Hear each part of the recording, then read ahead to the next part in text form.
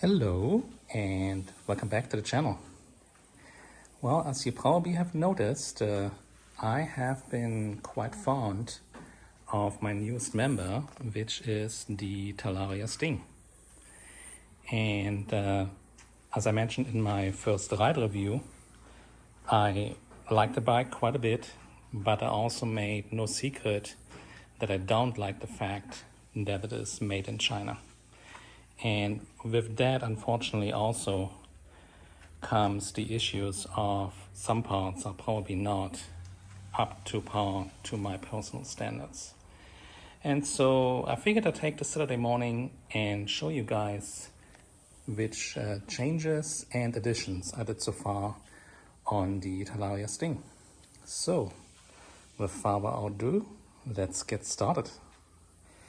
First of all, I did not like at all these standard gray grips that came with the bike. They actually started hurting after a few minutes of riding. I didn't like the pattern that's on here, and I replaced them with these orange Pro Taper grips, and they are much more comfortable, and I like them a lot. You can see them here on both sides. I also noticed if you put them side by side here, the sidewalls here are much higher. The padding on the grips itself is much more comfortable than the original grips. Installation was super easy. The stock ones were just held in with 2 screws on each side in the handlebar stem, and came right off, no big deal. And likewise with the Pro Taper grips, they literally just slid on with no problems at all. Number 2 was, in my book at least, the ugly headlight. I replaced that with a, what I think, beautiful looking headlight from Grid Shift.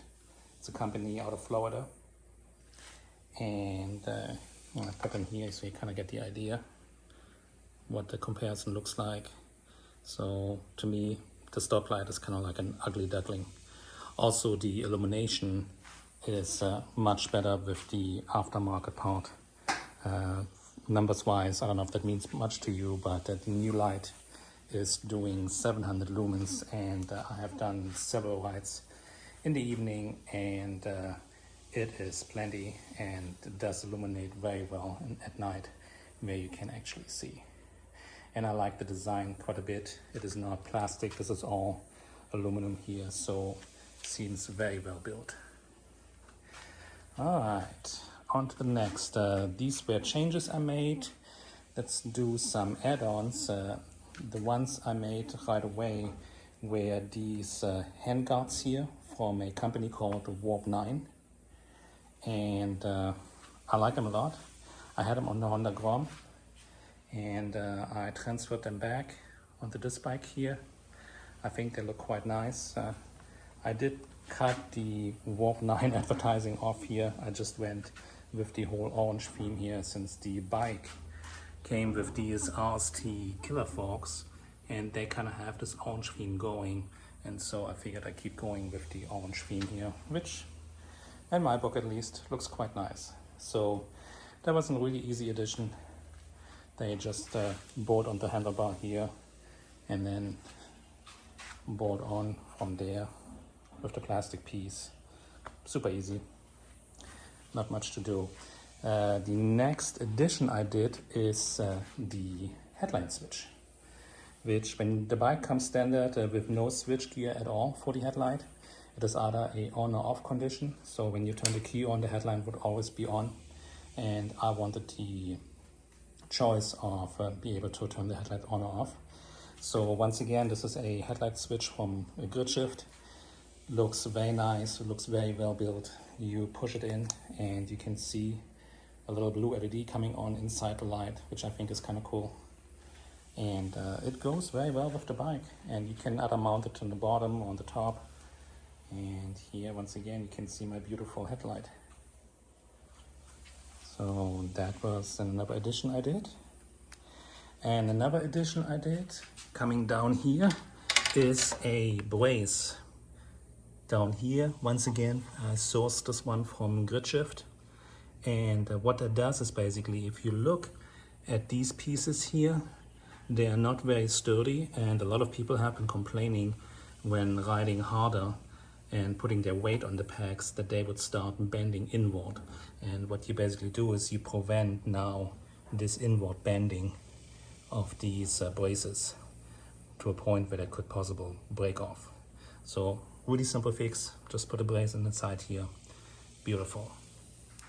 Since we're down here, I also replaced these the stock pads with these pegs. Once again, I went with the orange theme, and just for comparison's sake, and by the way, I'm using our little electric whisper here as a little stand. So these are the stock pegs, and you can obviously tell from the size, the aftermarket ones are almost twice the size, much nicer to stand on. Both basically fold back if you hit something, but yeah, the stock pegs didn't do much for me. They seem very flimsy and not really sure what material they're made of, but yeah, I wasn't trusting them at all, so they came off right away. And let's see, what else do we got? The Handlebar Riser. So once again, and I know I'm sounding like a broken record here now, I used Grid Shift out of Florida, and they made these beautiful 3-inch handlebar riser here that I utilized to bring the handlebar up.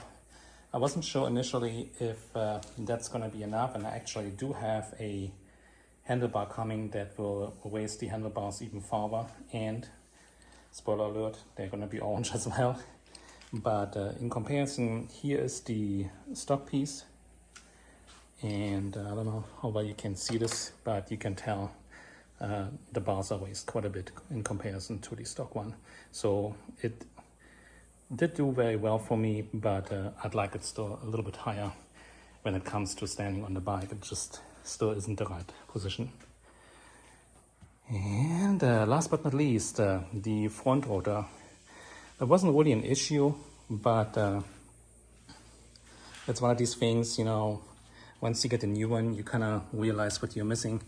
And again, I utilized Warp 9 racing, and they have a 220 millimeter floating brake rotor, which does require also the purchase of a add-on bracket, which is this one here, to fit on the disc brake. But yeah, this was the stock disc, which is a 207 millimeter, and stopping power was okay, but now it really does grip now much better, and I like the new brake performance that I'm getting out of this thing.